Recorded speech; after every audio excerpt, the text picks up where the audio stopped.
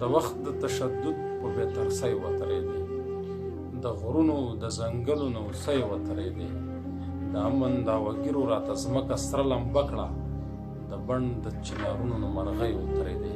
سلامونه ملګرو، ستاسو ملګری شهاب بخاري یم. پروګرام ګورئ تاسو ادبي غورځنګ.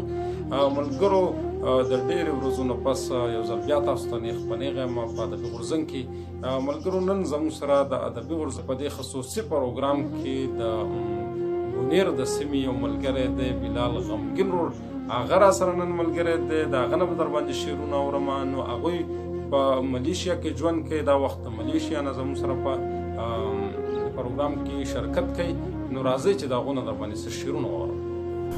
د ادبي غورځنګ د ټیم ډېره مننه او شکریه، او خصوصا د شهاب بخاري صاحب ډېره مننه کوم او شکریه دا کوم چې موږ په خپل پروګرام کې ځای راکړو او څه شعرونه به ورته ډالېږم. غزل دی وایي: شو چې د نظره په نظر دا پښتانه، شو چې د نظره په نظر دا پښتانه، قتلیږي هم د لر او هم د بر دا پښتانه. پښتون پسې پسې دي د پښتون لمنه نیسي، پښتون پسې پسې دي د پښتون لمنه نیسي. محرومه د تعلیم شو او د هنر دا پښتانه. او لاسونه سره کول به پښتنو په خوشحالو کې، لاسونه سره کول به پښتنو په خوشحالو کې. اوس ټول په وینو سره شو سراسر دا پښتانه. او د رزق مسلې دي بس د رزق پسې ورک دي، د رزق مسلې دي بس د رزق پسې ورک دي. پراته دي په هر ملک مسافر دا پښتانه.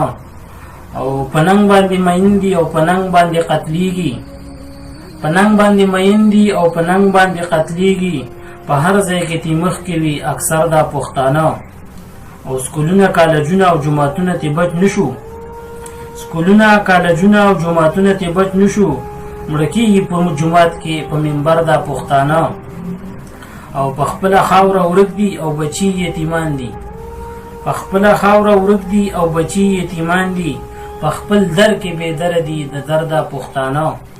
او خودکشو دماکو کې اپریشنو کې تباه شو، خودکشو دماکو کې اپریشنو کې تباه شو. وکر وکر پراته دي ټول وکر دا پښتانه. او غمګینه بس هم خپلې ناپوهۍ ورسره وکړه، غمګینه بس هم خپلې ناپوهۍ ورسره وکړه. اوس پوه شو دا ټول او هم خبر دا پښتانه. که د لر دي که د بر دي پښتانه دي، په پردي شر کې بشر دي پښتانه دي. نور قومونه که سپوږمۍ په روان دي، دوی په نورو نورو سر دي پښتانه دي.